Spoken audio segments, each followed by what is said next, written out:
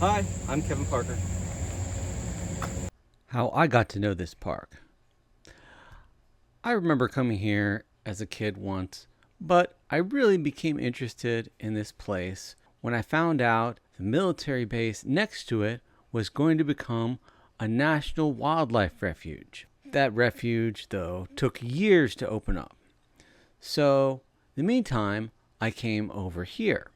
I became interested in seeing different types of birds, and coming here, I discovered, surprisingly, there were more types of interesting birds here, close to the Potomac River, than around where I lived and walked in the woods in Lake Ridge, a little to the east. Even after the refuge opened, I tended to prefer this park because the trail here was not in a sunny field, but a regular trail under the shade of trees. There are also a bunch of small parking lots where you can quickly see things. You could stop at a parking lot and go and look if you don't have much time. You could see the Murrumsco Creek, which is part of the National Wildlife Refuge, from this park. It was off limits to view from the other side, but you could see it here. It does make sense to be looking into a refuge from a park because the wildlife refuge system is meant primarily for wildlife, and parks are primarily for people.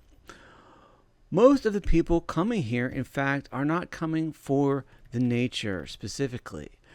They are coming here for the pool, the ball fields, the social gatherings at the pavilions. They can also appreciate the nature around the pavilions, the ospreys nesting on the ball field lights. A kid or brother of someone playing sports could go and look at turtles in the pond. I've seen this.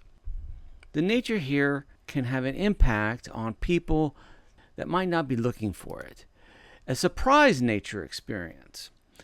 People noticing nature who are not people thinking of themselves as outside or nature people. This project can help with that. There are threats to nature here. The biggest might be the threat of invasive species. There are many types of invasive species of plants, birds, fish, mollusks, insects, and more. I keep learning about new ones. When it comes to threats to the environment, the most common thing people think about now is climate change. Climate change is a great threat to plants and animals and everything, but there are two other major threats to the natural world that are not talked about as much: habitat loss and invasive species. A little history about the environmental movement. It used to be that people who cared about the environment were only about preserving it. Let's protect this area so we don't lose nature.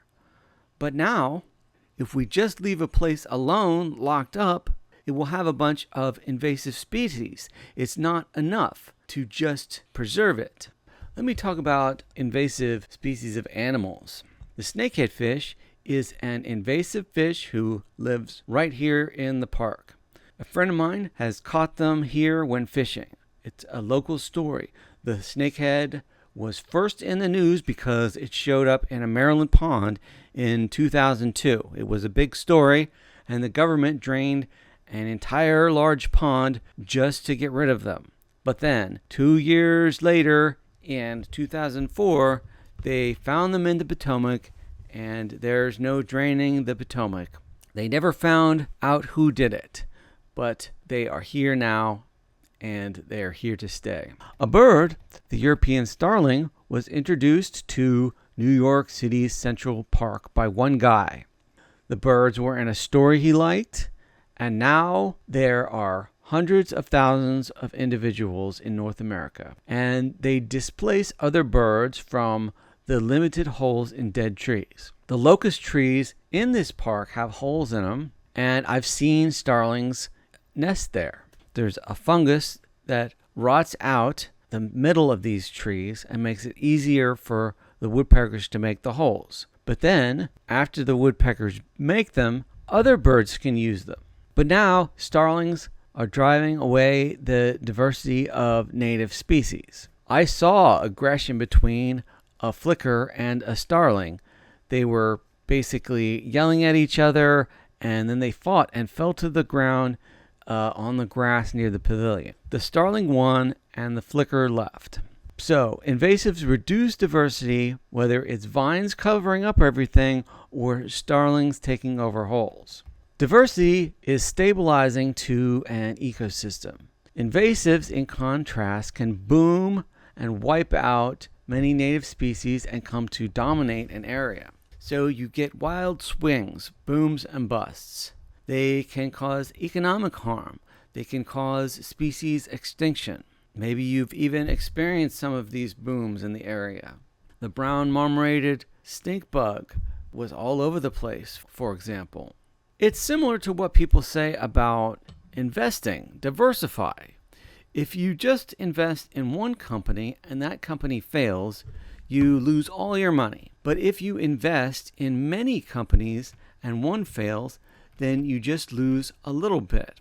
When a forest or a wetland or a meadow has great diversity, it has resilience. Similarly, diversity has benefits. We know the joy of diversity. We don't want to eat the same thing every day. We want to see different places and things. We want to see new movies and new shows.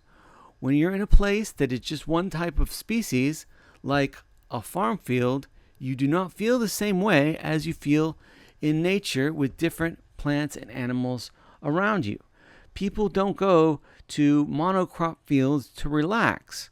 Instinctively, we feel better in more natural areas. It just feels more right when you're in a functioning, diverse ecosystem. So, this project, we try to work towards that goal.